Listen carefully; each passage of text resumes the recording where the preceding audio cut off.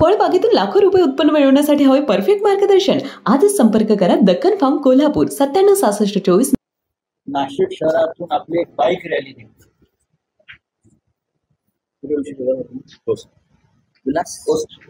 आज संध्याकाळी आपण शिवसेनेची एक वातावरण निर्मिती पूर्वतयारी साधारण एक महत्वाच्या रस्त्यावरून एक बाईक रॅली निघते. मशाली, भगवे झेंडे आणि उद्या सकाळी 9:30 वाजता शिबिराला सुरुवात.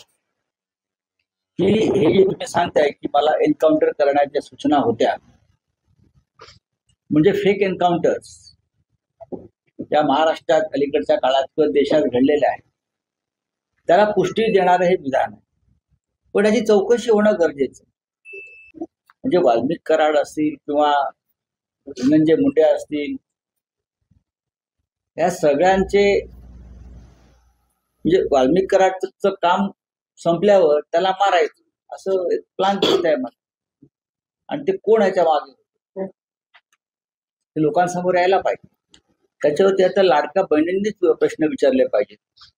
ज्या लाडक्या बहिणींकडून 1500 रुपयांच्या बदल्यात मतं विकत घेतली तर त्या मतांची किंमत आता 500 वरती आलेली आहे. उद्या ती 0 वरती येईल.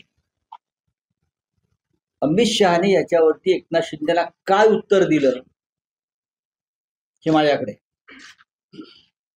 काय म्हणाले ते जर लोकांसमोर आलं तर मला असं वाटतं की या राज्याचं चित्र स्पष्ट. माझं नाव संजय राऊत आहे.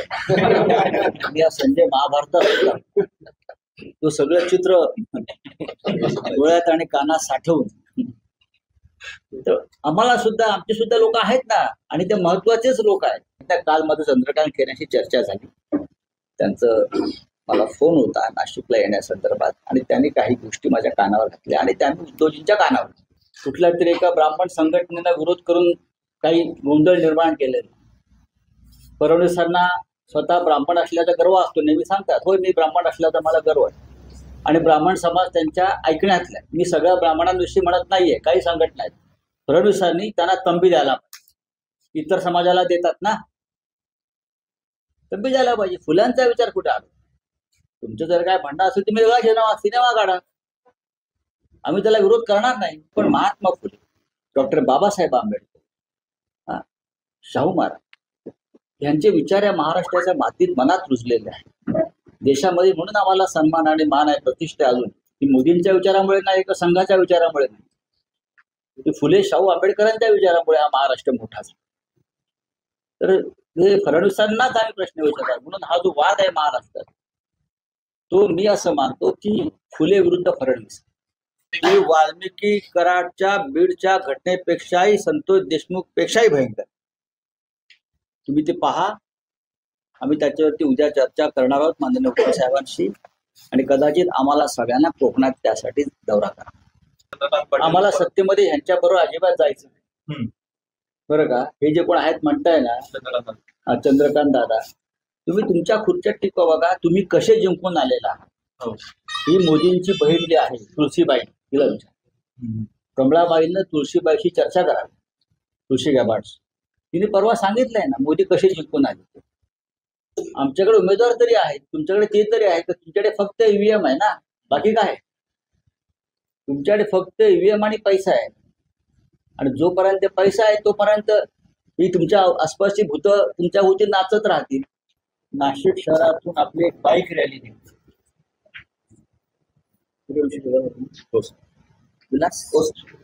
आज संध्याकाळी आपण शिवसेनेची एक वातावरण निर्मिती पूर्वतयारी साधारण एक महत्वाच्या रस्त्यावरून एक बाईक रॅली निघते. मशाली, भगवे झेंडे आणि उद्या सकाळी 9:30 वाजता शिबिराला सुरुवात. आदित्य ठाकरे आज रात्रीच येत आहेत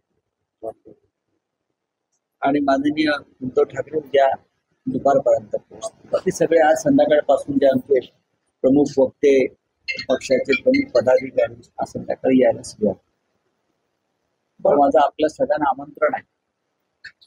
आपल्या सहकार्याशिवाय शिबिरातले आमचे म्हणीय विचार हे महाराष्ट्रात पोचणार नाही.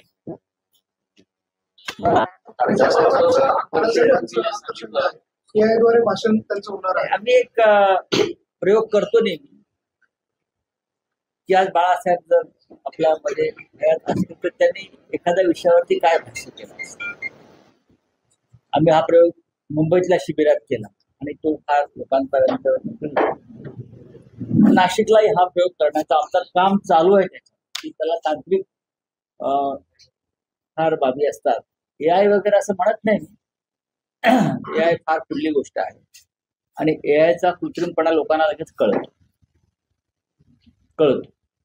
ते पाहू उद्या किती त्याला आम्हाला आम्ही यशस्वी होतोय ते.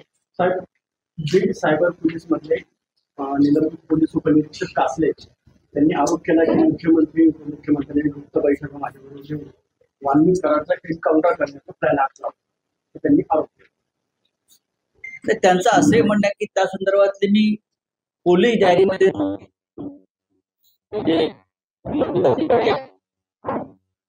स्टेटमेंट आहे की हे जे तुम्ही सांगताय की मला एन्काउंटर करण्याच्या सूचना होत्या, म्हणजे फेक एन्काउंटर्स या महाराष्ट्रात अलीकडच्या काळात किंवा देशात घडलेल्या आहेत, त्याला पुष्टी देणारं हे विधान आहे.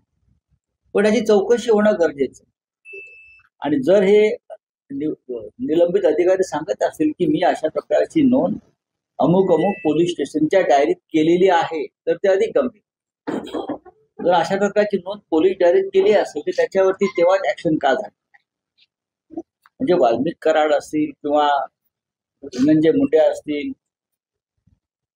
या सगळ्यांचे म्हणजे वाल्मिक कराडचं काम संपल्यावर त्याला मारायचं असं एक प्लान दिसत आहे मला. आणि ते कोण ह्याच्या मागे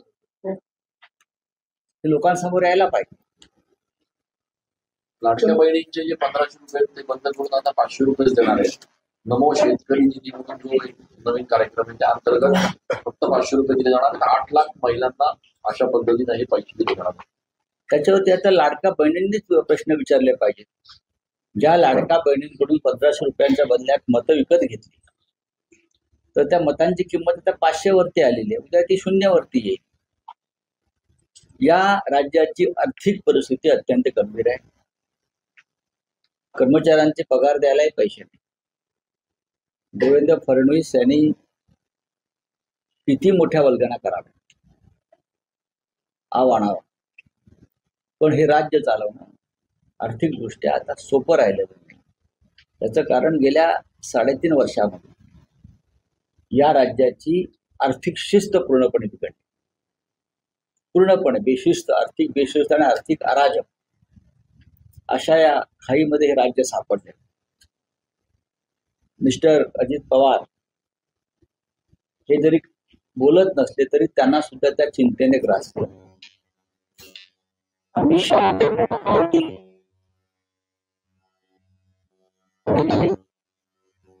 एकनाथ शिंदे की अजित पवार आमच्या फायली आणि आम्हाला निधी आमच्या फायली मंजूर करत नाही आणि आम्हाला निधी देत नाही. आम्हाला म्हणजे कोणा? आम्हाला निधी देत नाहीत म्हणजे कोणाला, हा प्रश्न आमच्यासारख्यांना पडतो. म्हणजे तुमचे जे 25 आमदार आहेत गद्दार, ते फक्त निधी आणि पैशाच्या ताकदीवर तुमच्याबरोबर राहिले. त्यांना या राज्याची तिजोरी लुटण्याचा परवानगी तुम्हाला हवी आहे का? अमित शहाने याच्यावरती एकनाथ शिंदेला काय उत्तर दिलं हे माझ्याकडे काय म्हणाले ते जर लोकांसमोर आलं तर मला असं वाटतं की या राज्याचं चित्र स्पष्ट. काय म्हणायचं? काय की जेव्हा अशा प्रकारे आम्हालाच निधी मिळत नाही, आम्हाला निधी मिळत नाही हे जेव्हा त्याने ठिकाण लावलं तेव्हा अमित शहाने जे दिलेलं उत्तर आहे ते फार महत्वाचं.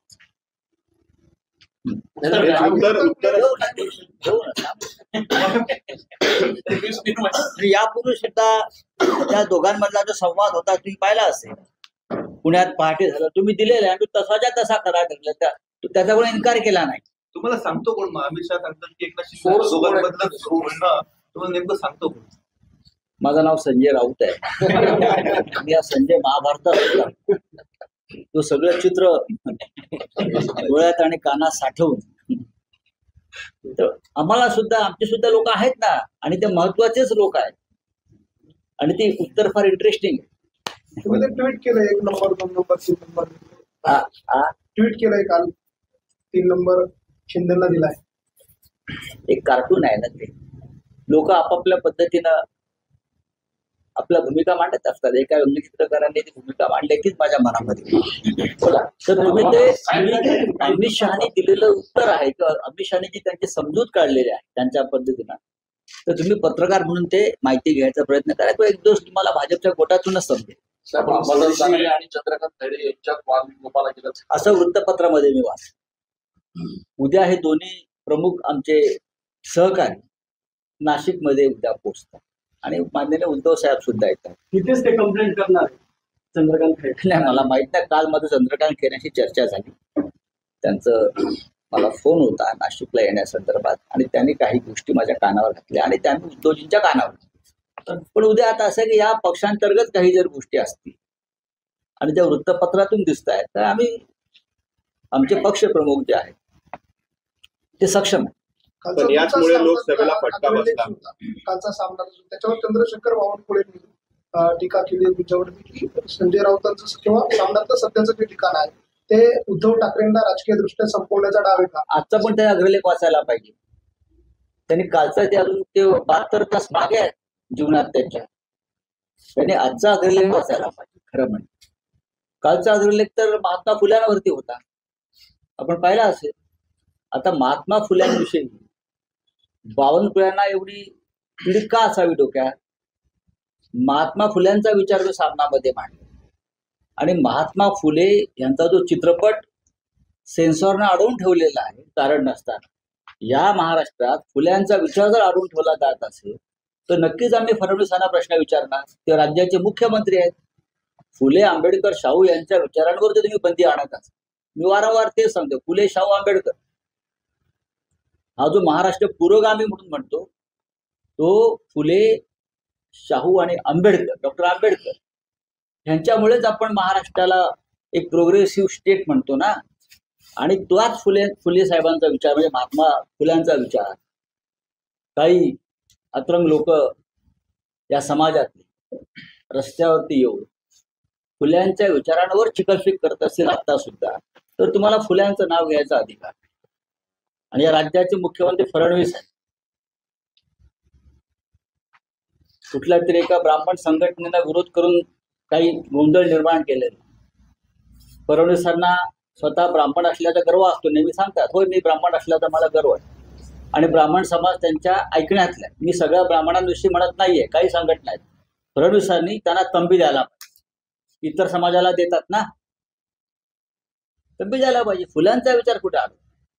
तुमचं जर काय भांडण असेल तुम्ही वेगळा सिनेमा काढा, आम्ही त्याला विरोध करणार नाही. तुम्ही वेगळा सिनेमा काढा. आमचं कोणाविषयी म्हणणं नाही. पण महात्मा फुले, डॉक्टर बाबासाहेब आंबेडकर, शाहू महाराज यांचे विचार या महाराष्ट्राच्या मातीत मनात रुजलेले आहेत देशामध्ये. म्हणून आम्हाला सन्मान आणि मान आहे, प्रतिष्ठा अजून. ती मोदींच्या विचारामुळे नाही, का संघाच्या विचारामुळे नाही, फुले, शाहू, आंबेडकरांच्या विचारामुळे हा महाराष्ट्र मोठा झाला. तर हे फडणवीसांनाच आम्ही प्रश्न विचारतात. म्हणून हा जो वाद आहे महाराष्ट्रात, तो मी असं मानतो की फुले विरुद्ध फडणवीस. सिंधुदुर्गामध्ये घटना घडलेली आहे की वैभव नाईकांनी, वाल्मिकी कराडच्या बीडच्या घटनेपेक्षाही, संतोष देशमुख पेक्षाही भयंकर. तुम्ही ते पहा. आम्ही त्याच्यावरती उद्या चर्चा करणार आहोत माननीय उद्धव साहेबांशी, आणि कदाचित आम्हाला सगळ्यांना कोकणात त्यासाठी दौरा करा. त्याच पद्धतीनं एक निर्घृण खून झालेला आहे, आणि त्याच्या संदर्भात एक तासाभरात माझ्याकडे माहिती येते. सत्ताधारी आमदारांनी त्यांच्यावरती दबाव होता असं देखील वैभव नाईकांनी म्हटलं. बघा, वैभव नाईक हे तिथे 10 वर्ष आमदार होते, आणि त्या सिंधुदुर्ग जिल्ह्यातला जो दहशतवाद आहे, खुनाखुनी आहे, त्या खुनाखुनीशी आणि हिंसाचाराशी वैभव नाईक सातत्यानं संघर्ष आणि लढा देत आहे. आतापर्यंत त्या जिल्ह्यामध्ये 27 खून झालेले आहेत. त्याच्यामध्ये 9 खून आमच्या शिवसैनिकांचे आहेत. अत्यंत निर्घृणपणे मारलेले. आणि आजही अशा प्रकारचं हत्याकांड त्या जिल्ह्यात सुरू आहे. आणि ह्यांचा आका कोण आहे याच्याविषयी वैभव नायकांनी काही प्रश्न विचारलेले आहेत आणि त्याचं उत्तर राज्याच्या गृहमंत्र्यांनी देणं गरजेचं आहे. नागपूरमध्ये शिक्षण घोटाळा पुढे साहेब, तुम्हाला सत्तेमध्ये जायचं आहे असं चंद्रकांत पाटील. आम्हाला सत्तेमध्ये ह्यांच्याबरोबर अजिबात जायचं नाही. बरं का, हे जे कोण आहेत म्हणताय ना चंद्रकांत दादा, तुम्ही तुमच्या खुर्च्यात टिकवा बघा. तुम्ही कसे जिंकून आलेला आहात. ही मोदींची बहीण जी आहे तुळशीबाई, तिला विचार. कमळाबाईंना तुळशीबाईशी चर्चा करा. तुळशी गॅबार्ड तिने परवा सांगितलंय ना मोदी कसे जिंकून आले. ईव्हीएम हॅक करून, ईव्हीएम हायजॅक करून आणि ईव्हीएमच्या माध्यमातून निकाल फिरवून जिथे ईव्हीएमचं पद्धतीनं निवडणूक होते तिथे हे लोक या पद्धतीनं जिंकून आले. यांना कोणीही मतदान केलेलं नाही. चंद्रकांत पाटलांना तर अजिबात नाही.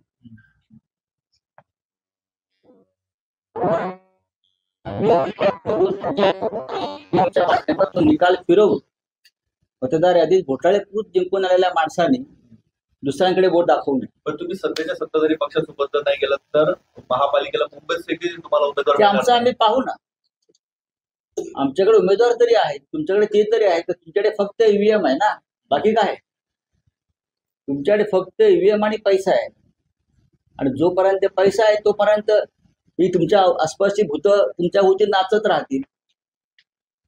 महाराष्ट्रातल्या 580 अपात्र शिक्षकांच्या भरतीच्या ते रद्द होणार. मग याच्यावरती मी काय बोल, आम्ही काय बोल? शिक्षक येथील रस्त्यावर त्यांनीच त्यांना मतदान केलं असेल असं म्हणतात ना. आम्हाला शिक्षकांनी मतदान केलंय, आम्हाला बहिणींनी मतदान केलंय, आम्हाला शेतकऱ्यांनी मतदान केलंय आणि त्यांचं आता गळे कापण्याचं काम सुरू आहे. चला, थँक्यू. मुंबईमध्ये आज शिवसेनेची आंदोलन होणार आहे, पाणी आणि रस्त्याच्या समस्या. होय, आणि राज्यात पाण्याचा प्रश्न गंभीर आहे. खरं म्हणजे आम्ही मुंबईमध्ये आंदोलनं विभागवार सुरू केली आणि महापालिकेच्या कार्यालयावरती हंडे मोर्चे झाले, रिकामे हंडे. देशाच्या राजधानीमध्ये पाण्याची जी तीव्र टंचाई, टँकरने पाणी द्यावं लागतं, हे मुंबईमध्ये आतापर्यंत ही वेळ कधी आली नव्हती. कारण महापालिका अस्तित्वात नाही. निर्णय घ्या. 3.5 वर्षापासून महापालिका 14 महानगरपालिका, त्यात नाशिक सुद्धा आहे, अस्तित्वात नाहीत. का तुम्ही हे सगळे प्रश्न महापालिकेच्या माध्यमातून सोडवायचे असतात. नियोजन नाही, शिस्त नाही आणि भ्रष्ट अधिकाऱ्यांच्या हातामध्ये महापालिकांचा 14 महानगरपालिकांचा कारभार आहे आणि त्या प्रशासनाच्या माध्यमातून महानगरपालिका आणि त्या शहरांची प्रचंड लूट सुरू आहे. नागरिक सुविधांच्या नावानं बोंब आहे. त्यात पाण्याचा प्रश्न, नाशिकला पाण्याचा प्रश्न मोठ्या प्रमाणात. आता इथे सुद्धा मला वाटतं पाणी पुरवण्याचं ठेकेदारी म्हणजे खाजगीकरणच सुरू होणार आहे. हे काहीतरी याच्यामध्ये डाव दिसतो. कृत्रिम पाणी टंचाई निर्माण करायची आणि ही आमच्या राज्यात मदत करायची आणि पाणी वाटप सुद्धा हे आपल्या आपल्या लोकांना ठेकेदारी पद्धतीने द्यायचं, ही अत्यंत गंभीर समस्या. त्याच्यामुळे शिवसेनेनं मुंबईतून हा पाण्याचा आक्रोश मोर्चा सुरू केला. दक्खन फार्म तुम्हाला मिळवून देणार उच्च नफा आणि समृद्ध भविष्यातील शेती. फळबागेतून लाखो रुपये उत्पन्न मिळवण्यासाठी हवंय परफेक्ट मार्गदर्शन. दक्खन फार्मच्या कॉन्ट्रॅक्ट फार्मिंगच्या माध्यमातून तुमचं हे स्वप्न होईल साकार. आधुनिक शेती तंत्रज्ञान आणि तज्ञांच्या मार्गदर्शनाने आजच वळा आधुनिक शेतीकडे. आपल्या शेतीचे उत्पन्न वाढवा दक्खन फार्मच्या मदतीने. दक्खन फार्म आपल्या फळबागेला उच्च नफा मिळवून देणारा परफेक्ट मार्ग. आज संपर्क करा दक्खन फार्म कोल्हापूर 9766249071 वर आणि बना समृद्ध आधुनिक शेतकरी. तेव्हा अधिक माहितीसाठी दक्खन फार्मच्या सर्व सोशल मीडिया प्लॅटफॉर्मला आजच जॉईन व्हा. अशाच नवनवीन अपडेट्ससाठी डिजिटल कोल्हापूर चॅनेलला सबस्क्राईब करायला विसरू नका. आमच्या फेसबुक, इन्स्टालाही नक्की फॉलो करा.